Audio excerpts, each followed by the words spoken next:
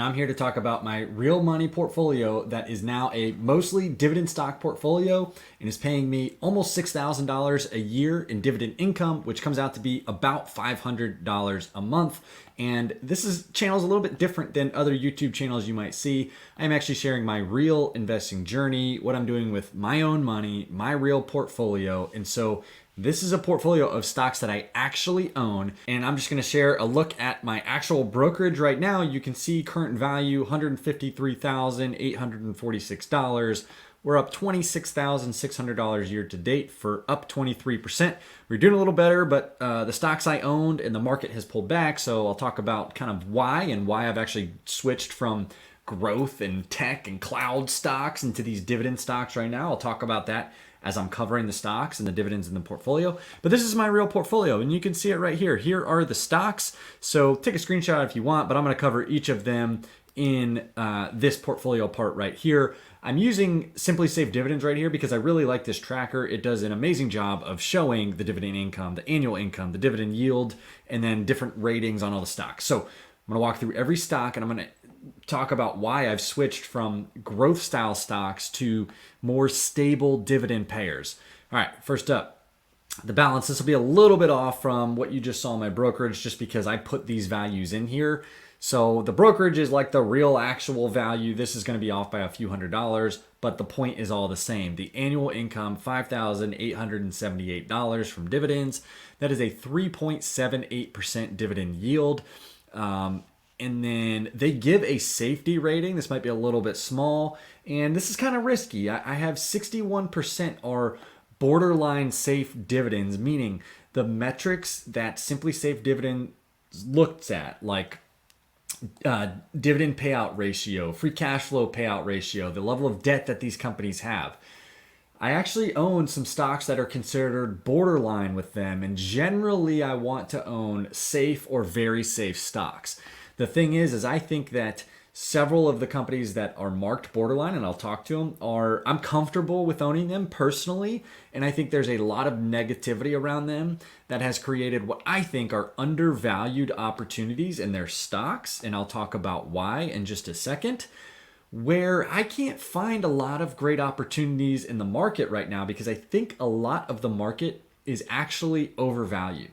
And I'm not trying to scare people away from the market, but this is why, if you have followed my channel before, I rotated very transparently out of the tech and growth stocks that I owned and more into these dividend payers. I think the value right now is in dividend payers. Tech got kind of overstretched and overvalued right now. I also share this stuff in my email newsletter, which is linked down in the description in more detail, investor.beehive.com. It's linked again down in the description, so check that out. But that's why I've rotated into these dividend paying type stocks. So dividend growth is another huge factor, and I'll get into why with this income forecast in just a second. Over the last 5 years, on average, the dividend growth for the companies I own has been 7.3%. And you can see here in diversification, this is how my portfolio is broken up. 34% is in communications, 17% in financials, 12% in real estate, 10% in consumer discretionary, 10% in information technology, 9% in healthcare, and 8% in industrials. And then the income, and this is a pretty cool breakdown. The top income sources, MPW, which is a very controversial stock right now, very controversial dividend. I wouldn't be surprised if that dividend gets cut. It's definitely possible. I think they'll be okay. We'll see. 37% of that dividend income comes from MPW, okay? So that's important to note. 15% comes from Verizon, 12% comes from Advance Auto, 12% from 3M, about 11% from Fidelity National, 7.4% from Medtronic, 4% from Taiwan Semi, and 2% from Brookfield. Okay, so let's jump back to the portfolio. We got a nice little income calendar. I'm not doing this for the income. I'm not depending on it, but that calendar is nice. And here's why dividend growth is so important. So this has a base calculation of 7.3% dividend growth per year, because that's how much the dividends have grown in my portfolio in these companies over the last 5 years. So it's using that. Right now, I don't need these dividends, so I am reinvesting the dividends. That gives you a 3% boost, which puts us at a 10.3% growth per year. If I contribute $1,000 a month, $12,000 a year, then that money is going to yield 3.8% and give us 456 more dollars of dividends reinvested per year. So that increases the total dividend payout over time, right? And so they give you this little income scenario, which is going to be different, right? You've got to monitor these companies and make sure they're still growing and they're not cutting dividends and all that stuff. But it's still a really powerful tool to look at. So if they continue to grow at the 7.3% plus the 3% boost from dividend reinvestment, and I add $1,000 a month or $12,000 a year, right now I'm earning $5,800 a year in dividend income. By 2028, that'll be $12,000 a year. By 2033, $23,000.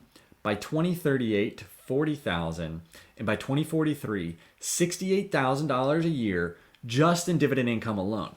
Now, what that doesn't take into account is the fact that I think I'm not just invested in these companies for dividend yield, and we'll go down them by market value from smallest position size to largest.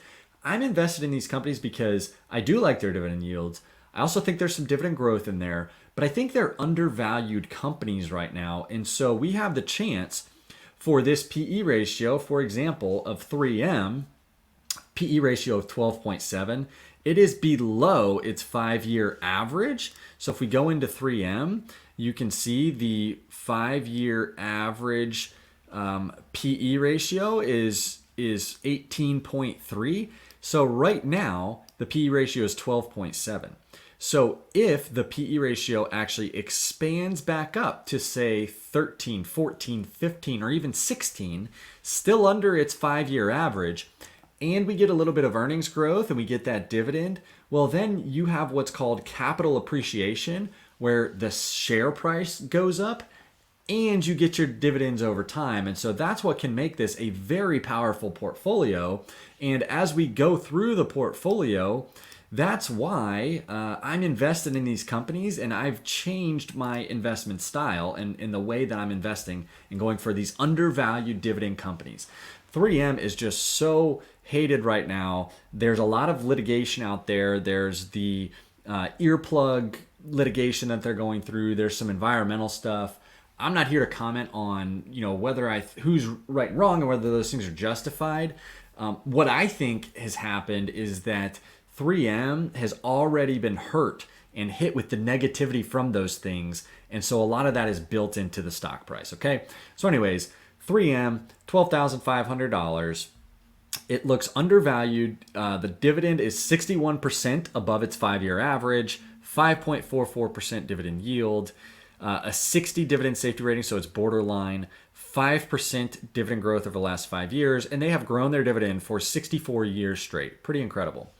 Verizon, another stock that is undervalued compared to its historical average of PE ratio, and its dividend is 53% above its average dividend yield over the last 5 years. So it yields 6.8%, and the market value of the position is $13,186. 2% dividend growth over the last 5 years, a 16-year dividend growth streak, 39 years of uninterrupted dividends. Medtronic, $13,000 position. Again, its dividend yield is 51% above its 5-year average. That means that the stock price is lower, which has brought the dividend yield up, and that could be signs of very troubling things at a company, which very well might be the case. Or it could just mean that the company is out of favor right now and it's a good opportunity. I believe it's a good opportunity, which is why I own these stocks. They have a very safe dividend, and Verizon's dividend is ranked as very safe as well. 8% dividend growth over the last 5 years, 44 straight years of dividend growth, and then an uninterrupted dividend streak of 44 years as well. Brookfield, $13,300 position. This is a brand new spinoff, so the 32% below its 5-year average thing it's kind of mixed up, but it pays a 0.84% dividend yield, a PE ratio of 10, that's kind of mixed up too. unsafe dividend, but I actually think this one's pretty safe if you look at the company's track record. 5-year dividend growth rate, it's saying 9%. There's some questions on this one because it was a spin-off. They did some spin-off stuff. So anyways, I'm a big fan. I have a video on Brookfield and Brookfield Asset Management. So this is now my investment in Brookfield Asset Management, right? And it's actually Brookfield Corporation. Okay, Fidelity National. This is an investment in the housing industry. They're the largest title insurance company in the United States. I actually just did a write-up on Fidelity in my email newsletter. That's very detailed. So that link is down in the description. $13,600 position. Dividend is 33% above its 5-year average. 4.66% dividend yield, an 8.6 PE ratio. The S&P 500 is at like 17 or 18 right now. So these are way below the S&P 500. And not that they should be equal to the S&P 500, but I just think they're undervalued right now, or at least not near. I think the S&P 500 is overvalued right now. Borderline dividend safety rating. Management has said they're comfortable with the dividend, so I'm comfortable, and I think that the numbers make sense. I think they'll be okay on the dividend, but again, the stock's already severely discounted, and so a dividend cut would be bad, but I don't think it would necessarily kill the stock price. 5-year dividend growth of 12%, an 8-year dividend growth streak, and an 8 years of uninterrupted dividends. Okay, Meta, not a dividend paying company. So if I was purely after dividend yield, then I wouldn't own Meta, and there's another stock in here that I own too that doesn't pay a dividend, but that's a pretty large chunk that doesn't pay a dividend. I just think I've got videos on Meta, so check them out. I think Meta is very undervalued with everybody focused on the threat from TikTok and the pivot to AR and VR and things like that. And it's just trading at a historically low multiple from where it's traded at, and compared to the S&P 500 when you factor in the quality of their cash flow, the quality of the audience that they have, the users that they have, and the growth that's, I think, still ahead for the company. Taiwan Semi, for about a $15,000 position. They think it's overvalued, so dividend is 20% below its 5-year average, 1.58% dividend yield, but the PE is also below its 5-year average. So I think they could actually raise the dividend a little bit, maybe not in the next year or so, just because of inflation and some of the things they're focused on. But I would see them as having the ability to raise the dividend over time and bring that up, towards the 5-year average. A 7% 5-year dividend growth streak, 0 consecutive years of dividend growth, 19 years of uninterrupted dividends. Advanced Auto, $16,000 position. Ignore this, says the dividend is 569% above its 5-year average. That's just because they have recently instituted the dividend.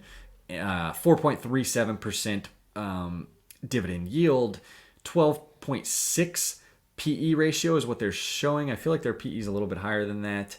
An 89 dividend safety rating, 68% 5-year dividend growth. Again, ignore that. 2 years of dividend growth, 15 years of uninterrupted dividends. Medical Properties Trust.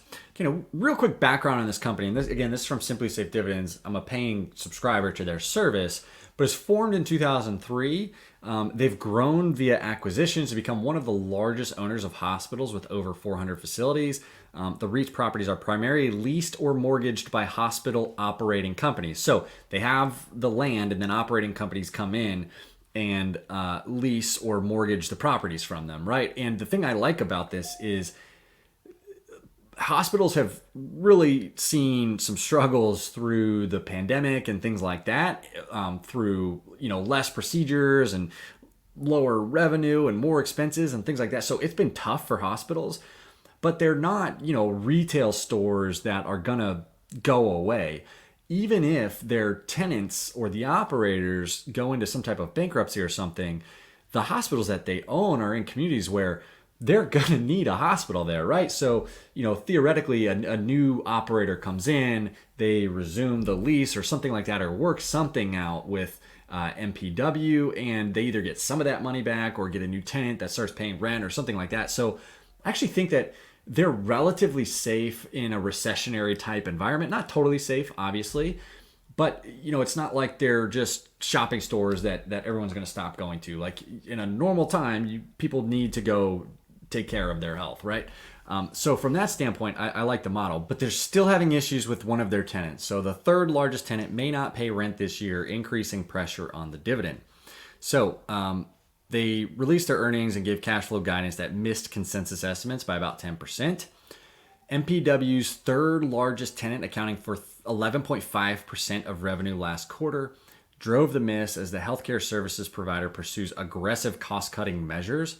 Prospect leases 14 hospitals from MPW. About half of these are located in California and narrowly cover their obligations. Another 3 hospitals located in Connecticut are on track to be sold by mid-year.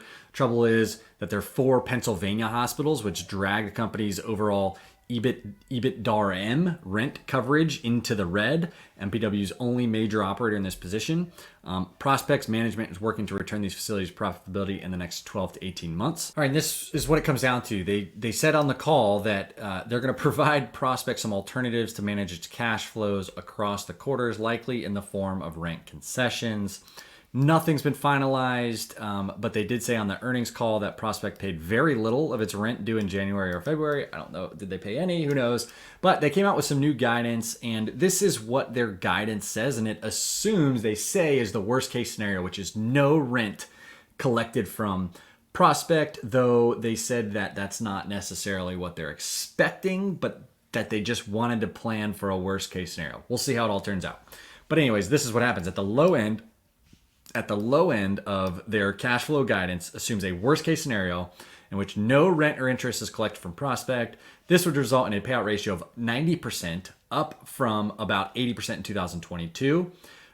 Steward's Utah sale is accounted for in the guidance too. So you could see this adjusted free cash flow payout ratio, 90%, much higher than we would necessarily want to be, but they've been at 96% in 2019 and then managed that down prior to this drop here from $24 a share in January of 2022 down to $7 a share.